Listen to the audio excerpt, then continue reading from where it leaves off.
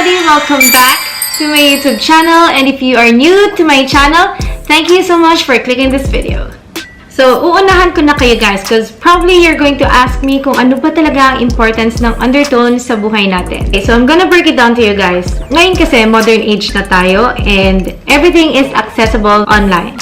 So, kung titingin tayo ng makeup, titingin tayo ng damit, titingin tayo ng lipstick online, lahat ng description nandun online. Pero wala tayong chance para maisukat or matry kung bagay ba talaga sa atin yung gusto nating bilhin. And sigurado ko nangyari na rin sa inyo guys yung bumili kayo online, akala nyo ang ganda, pareho naman kayo ng color na binili dun sa model, or akala nyo sa picture, bagay sa inyo yung shade ng lipstick na gusto nyo, pero pagdating sa inyo ng delivery, hindi bagay sa inyo yung lipstick, kahit red yung binili nyo, or kahit ang ganda ng pagkakafit sa model, fit din sa'yo, pero yung kulay, para kang tumatanda tignan, or para kang pagod.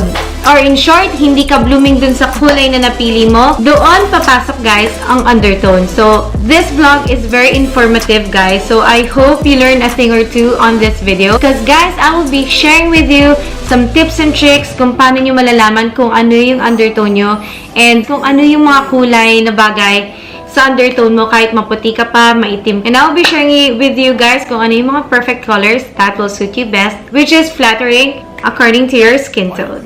So guys, before we start, please don't forget to hit the like button, subscribe, and also click the notification bell so you'll always be updated whenever I create a new informative vlog like this one. So guys, let's get started. So guys, una natin pag-uusapan is yung skin tone before we go to the undertone. Kasi ang skin tone guys, yun yung nagbabago. It can change through time. Tatlo lang kasi yan guys. It's either mestiza ka, katamtaman like me, or dark skin. And your skin tone can also change like ako. For example, kung pupunta ako sa beach ngayon, iitim ako. So, iitim din ang skin tone ko. Pwede naman na kunwari maitim ka before, pero dahil nag-glutathione ka, ako yun. Pero dahil nag-glutathione ka, pumuti ka, and yung current color mo ngayon, yun ang iyong skin tone. Ngayon, we'll talk about undertones. Ano nga bang mga undertones? Now, we also have 3 shades of undertone. Meron tayong warm, cool, and neutral. So, paano ko ba i-describe ang warm tone? Ang warm tone, it reminds you of the sun. Ang cool tone naman, it reminds you of the ocean or the water. Okay guys, so ngayon alam niyo na ang skin tone at ang undertone. Saan naman natin siya ipapasok pagdating sa pag-choose ng, let's say, damit? Ang rule kasi guys, when it comes to undertone, pumili ka ng damit. And yung undertone na napili mo has the same undertone with you. Magmumukha kang radiant.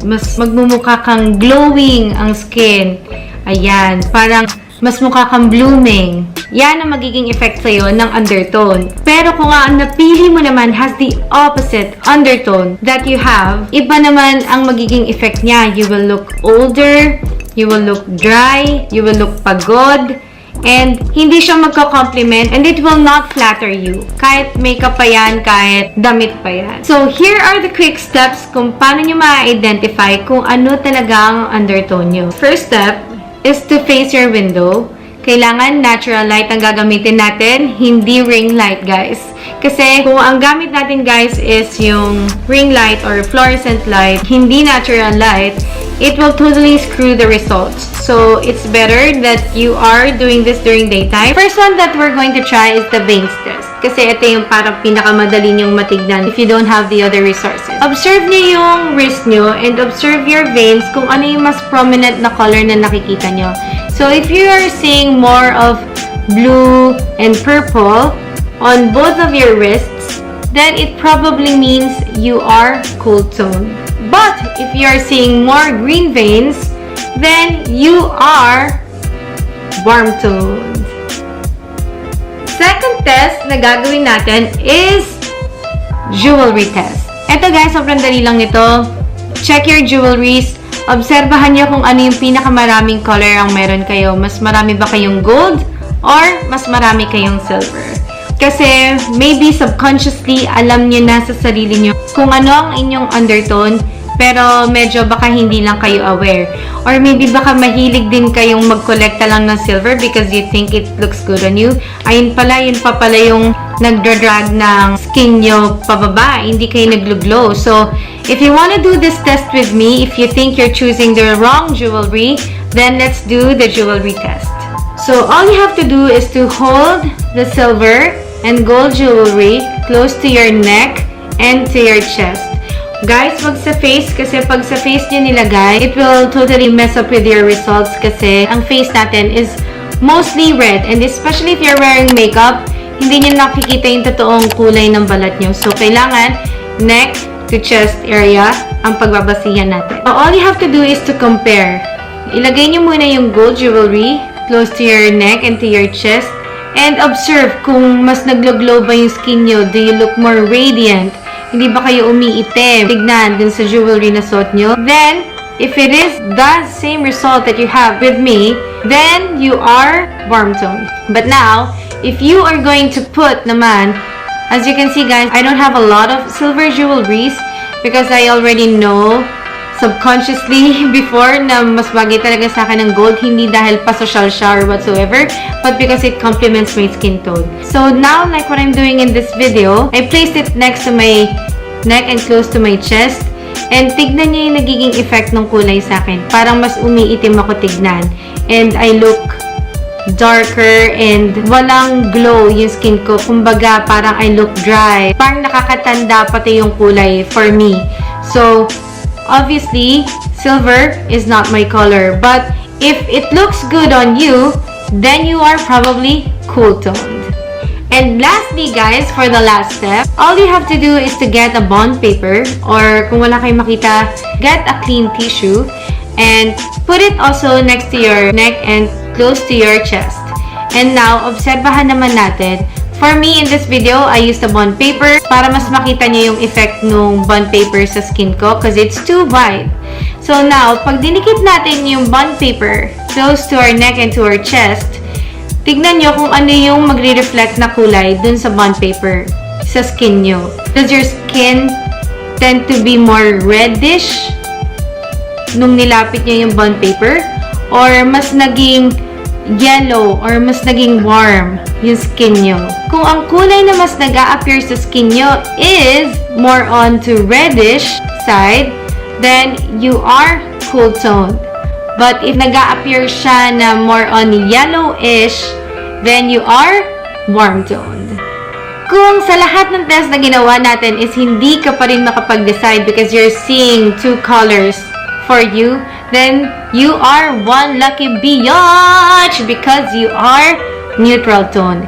Meaning, pag neutral ka, lahat ng kulay kaya mong karirin, kaya mong isuot lahat, and hindi ka magmumukhang matanda, hindi ka magmumukhang dry, hindi ka magmumukhang pagod.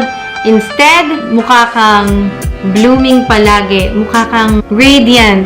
Pag kasi sinabing radiant, parang mas naglo-glow yung skin mo, hindi yung parang nilalamon ka ng kulay. So, kung lahat ng test na ginawa natin, pareho mo nakukuha yung results, then you are neutral and kaya mong karirin lahat ng kulay. Okay guys, so now na alam mo na kung ano ang iyong skin tone at kung ano ang iyong undertone, mas madali na sa ating pumili ng damit, kahit pa online pa yan, kahit hindi mo pa yan nasusukat, mas madali na sa iyong makakapag-decide which color will flatter you the most. And eto lang yung kailangan yung tandaan. Let's start with the warm tone. So, kung warm tone ka, gusto mo pa rin magsuot ng red, all you have to wear are tomato red, yan, mga orangey red. Yan yung mga kulay na babagay sa'yo. Pero pag gusto mo naman ng mga orange, kailangan ang pipiliin mo naman is yung mga more onto peach, salmon, and coral. Yan ang mga color na magsusuit sa inyo ng best and talagang maglo-glow yung skin nyo, yung blush on nyo, yung lips nyo, mas mukhang luscious. Ganyan. Ganyan yung magiging effect sa inyo. Kung gusto nyo magsuot ng green, bagay sa inyo yung mga olive shade. Pagdating naman sa blue shade, you can also wear blue. However, kailangan more on to teal, more on aqua. Tatandaan nyo lang kasi guys, basta warm tone kayo, kailangan yung color na pinipili nyo has a tint of yellow dun sa kulay na pinipili nyo. So now, let's talk about the cool tone. Of course, hindi ko kayo nakalimutan guys, kahit warm tone ako.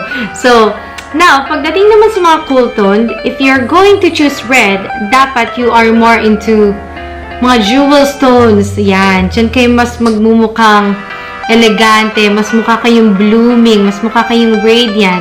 Pag mga jewel stones ang pinipili nyong shade. Especially if red, ruby red. Yan. Ganda mo dyan. Then, ang fuchsia. Maganda rin sa'yo. Yan. Tapos, ibang shade naman ng mga pwede nyo masuot. Kaya nyo magsuot ng mga purple. Yan. Mga plum ang kulay. Mga dark wine.